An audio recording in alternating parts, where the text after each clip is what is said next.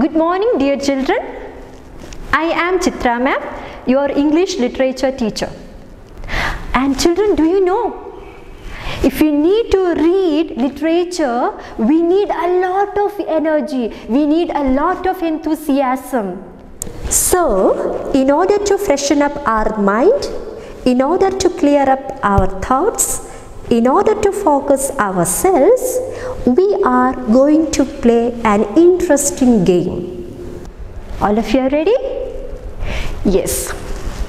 Children, I am sure you must have played this game in your lower grades.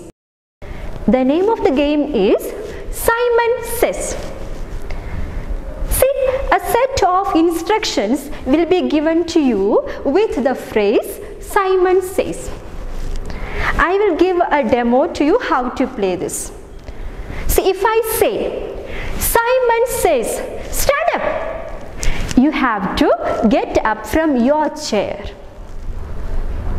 Are you getting me? And sometimes I will give the instructions without the phrase Simon says. Let me show you how to play it. Okay, I'll give a demo to you. Let me start with it. Simon says, clap your hands. Freeze. Stop. Simon says, raise your left hand. We are going to play this game in this way. All of you are ready? Thumbs up? Yes. Simon says, stand up. Simon says, clap your hands 3 times. Stop. Simon says, dance. Simon says, dance. Simon says, walk around your table. Simon says, stop. Freeze. Clap your hands. Simon says, rub your nose. Simon says, shake your hip. Simon says, bend, bend, bend. Simon says, jump high. Simon says, tap your fingers. Stop. Simon says, shake your body. Just shake your body. Simon says, stop. Yes. Is it fun? Did you like? Did you enjoy the game? Yes, thank you so much, dear ones. Please, all of you take your seats.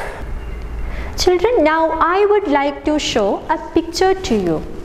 Can you see the picture? It's a collage on 6 different photographs. Just observe the pictures closely. What do you understand from them? Can anyone answer me? Yes. Yeah, correct. Ill-treatment of the Britishers on the Indians. See, this collage gives you a glimpse on the life of the common Indians before independence. How they were treated very badly, brutally by the Britishers before independence in India. See, here we have, you can see the picture of Gandhiji. Yes, picture of Dandi March. Right? Yes, we have Jallianwala Bagh massacre, and here down we have the Great Rebellion of 1857. Right? Here it is, Wagon Tragedy. So this collage gives you an outline of the life of Indians in pre-independent era in India. Do you think that they were enjoying all the beauty and comforts of a normal human life? No. They had been mercilessly thrashed. They had been mercilessly killed by the Britishers. Am I right, children? Yes. Before independence, we had a lot of writers in all the Indian languages who could lift up patriotism, the sense of the love towards our own motherland through their own writings. Okay, let me give you some examples. In Tamil, Subramanya Bharatiyar had written a lot of writings to kindle up the Deshabhakti or patriotism. Right, and from Karnataka, Alluru Venkata Rao, the Punjab Kesari, Lala Lajpat Rai, Sarojini Naidu, Sri Aurobindo, the eminent Bengali painter, poet, visionary, the great Gurudev, Rabindranath Tagore. Oh God, an endless list of eminent, renowned visionaries and writers we had. They had penned down umpteen number of poetry, prose, drama, articles, essays to bring the millions of Indians together under one umbrella to achieve our Mother India's freedom. Isn't it? I am sure you must have learned all these facts in your history book. I am sure. Yes, here today we have got an interesting poem written by the renowned Bengali writer Rabindranath Tagore. The name of the poem is Where the Mind is Without Fear. It's a very short, simple 11-line poem. It seems to be very simple, written in a very simple, lucid language, but packed with full of spirituality and the profound philosophy of life and the passion, love towards Mother Nation. Okay, children, I have brought something for you to show you. This poem is included in his famous anthology Gitanjali. You must have heard about the term Tagore. Work Gitanjali. Gitanjali is an anthology. Anthology means a collection of poems. Shall I show that book to you? This is the collection of 103 short, sweet, beautiful poetry written by Tagore. Gitanjali consists of 103 poems having 11 or 12 lines. Okay, and Where the Mind is Without Fear is the 35th poem of Gitanjali. You can just go through the slide shown on the screen. This is a brief description about the poet. Rabindranath Tagore was a Bengali poet, philosopher and artist. He wrote many stories, novels, poems and dramas. He also very well known for composing music. And in the year 1913, he became the first Asian to win the Nobel Prize in Literature. I think it's time for us to start with the lesson. Before going to the lesson, we have got some new words which are used in our poetry. Let me go through the words given here. New words. Fragments means pieces. Striving.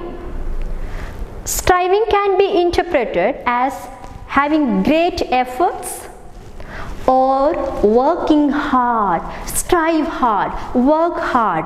Okay. Third one, dreary means dull and bleak, not vibrant or colorful. Okay. Last one is thee. It's an archaic word. It's an old-fashioned usage, means you. Here is the poem. Let me go through the poem. Just listen to me. Where the mind is without fear. Where the mind is without fear and the head is held high, where knowledge is free, where the world has not been broken up into fragments by narrow domestic walls, where words come out from the depth of truth, where tireless striving stretches its arms towards perfection, where the clear stream of reason has not lost its way into the dreary desert sand of dead habit, where the mind is led forward by thee into the ever-widening thought and action, into that heaven of freedom. My Father, let my country awake. Children, let's once again go through the poem. Where the mind is without fear. Where the mind is without fear and the head is held high, where knowledge is free, where the world has not been broken up into fragments by narrow domestic walls, where words come out from the depth of truth, where tireless striving stretches its arms towards perfection, where the clear stream of reason has not lost its way into the dreary desert sand of dead habit, where the mind is led forward by thee into the ever-widening thought and action, into that heaven of freedom. My Father, let my country awake. We go through the first 4 lines of the poem. As I told you, it's a very short poem consisting of just only 11 lines. Where the mind is without fear and the head is held high, where knowledge is free, where the world has not been broken up into fragments by narrow domestic walls. Children, do you know, here the poet is urging to God to make his countrymen realize the need for a free life, the need for being knowledgeable. Right? The need for leading a free life.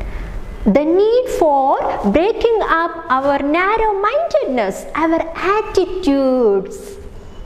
Here the poet prays to God that his countrymen should be free from fear. The fear of being oppressed, the fear of being suppressed, the fear of being ill-treated by the outsiders, the Britishers.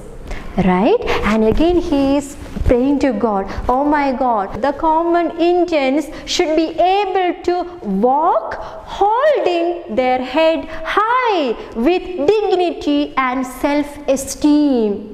Why? Because the Indians were not able to express their own feelings. They were not permitted to express their own views. They were not able to raise their voice for their own rights. They were treated as animals, as slaves. Right? So they should be given enough freedom, they should be given enough knowledge, they should be given enough self-esteem, self-confidence to break up the chain of suppression, break up the chain of slavery, to come out of the shell of darkness. They should fight for the freedom of their Mother India. Got it? Yes. Again he is pleading, oh Lord, knowledge should be free to my Indians. Whether I belong to the upper class or so-called lower class, I don't know. I should be given proper education. It's my right to get knowledge. Next line, where the world has not been broken up into fragments by narrow domestic walls. Children, especially during that time, before independence, our Indian society was confined, restricted with some narrow domestic walls. I'll give an example. The caste system, Chaturvarnya, on the basis of occupation, the society was divided into 4 different sects or divisions. This is one of the domestic walls during that time. Such domestic walls should be broken into fragments, into pieces. All the walls between countries, between the continents should be broken. The whole world will become one single nation. If you break up such domestic geographical walls on the maps, correct? The borders, the boundaries between countries and continents, the world will become one single unity. All the people in the whole world will live together in harmony. They will be united as, and they will be labeled as just human beings, where words come out from the depth of truth. See, again he is urging, my Indians should not lie for any reason. They should be truthful and sincere in their life. They should be loyal, they should be honest and sincere in their words, in their deeds, in their thoughts. Isn't it? Yes. Where tireless striving stretches its arms towards perfection. Striving means work hard or to put great efforts into something to gain, to achieve a big goal. Here the big goal to achieve is the progress, the development of our mother nation after independence. We should do our work, our responsibilities, our duties tirelessly, without cribbing, without complaining. It's my duty to study well, it's my duty to write the exam well, it's my duty to obey my parents, to achieve a great goal in our life. Here the great goal refers to the improvement, the progress of Mother India. This is the dream and this is the aspiration of Tagore. Okay, where the clear stream of reason has not lost its way into the dreary desert sand of dead habit. Okay, children, here dead habit means our society, our culture is filled with a lot of beliefs and blind beliefs.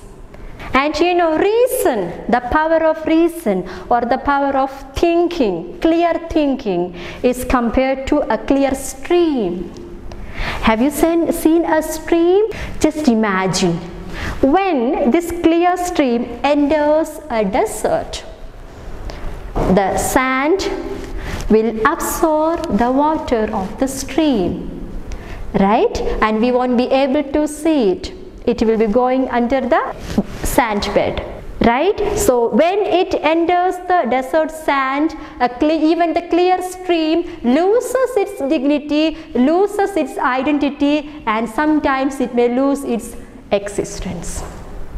See children, as the clear stream loses its dignity, its properties sometimes, when it enters a desert sand, our life should not be monitored by the dead habits in the society.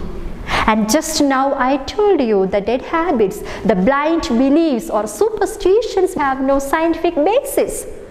Okay, so our thoughts should always be monitored by the clear stream of reason, logical thinking.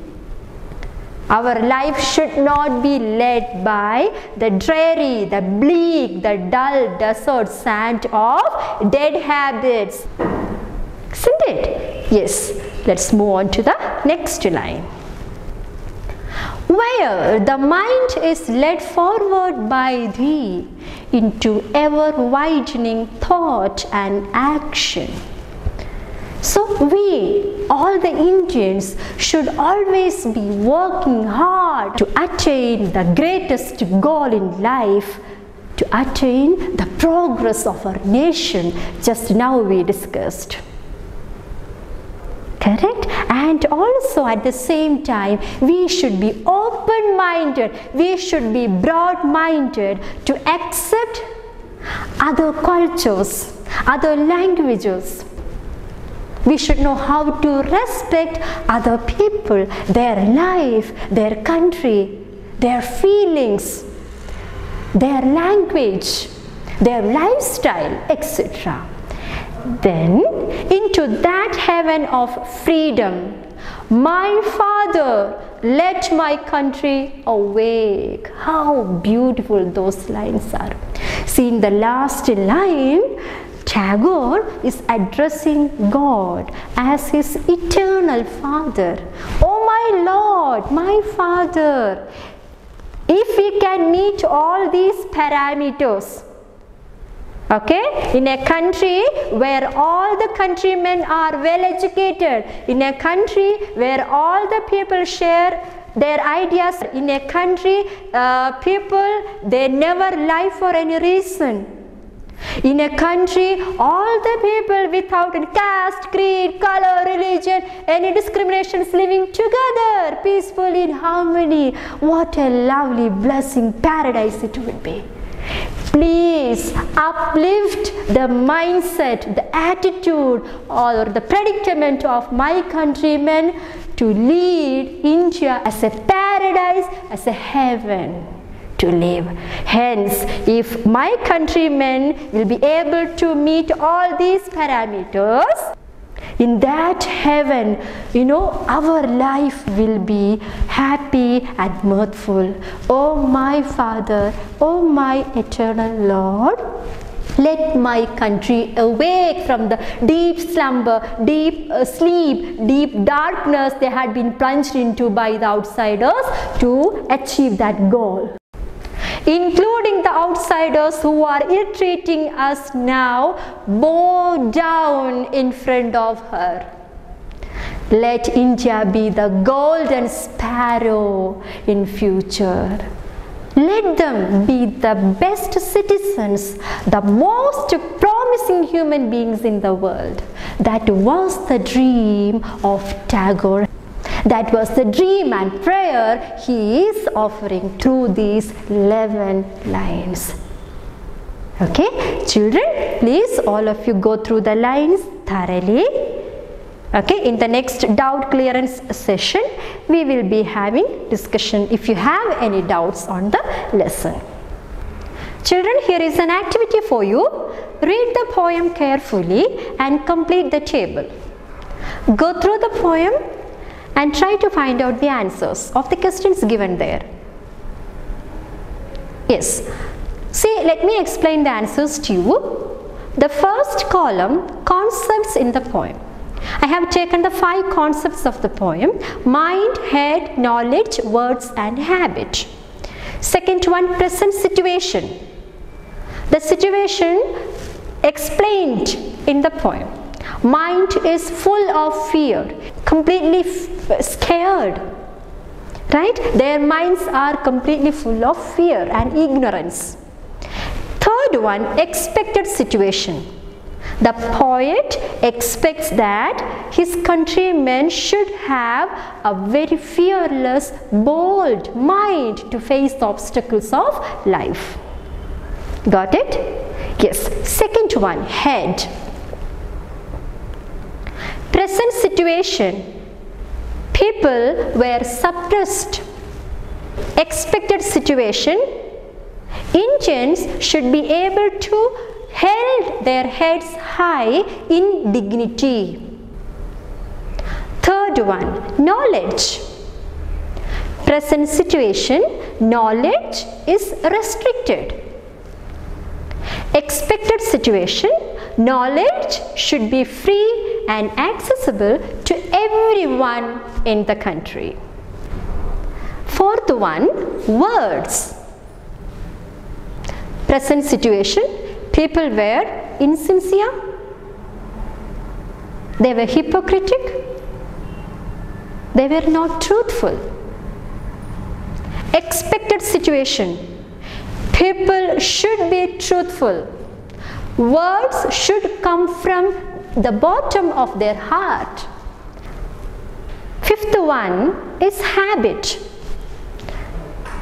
Our thoughts are spoiled or contaminated with superstitious beliefs. Right? Expected situation. Our life should be monitored by logical thinking and reason. Dear children, here is the mind map of the lesson. How to attain that paradise, that heaven of freedom according to the speaker. If the citizen of India can attain all these conditions, all these parameters, our Mother India will become the heaven, the paradise of freedom. The first condition is the need of free education. Knowledge should be distributed. Knowledge should be given to everyone, irrespective of their caste, creed, religion, language, culture, financial status, etc. It should be accessible to everyone. Right? Second one, we should eliminate blind beliefs.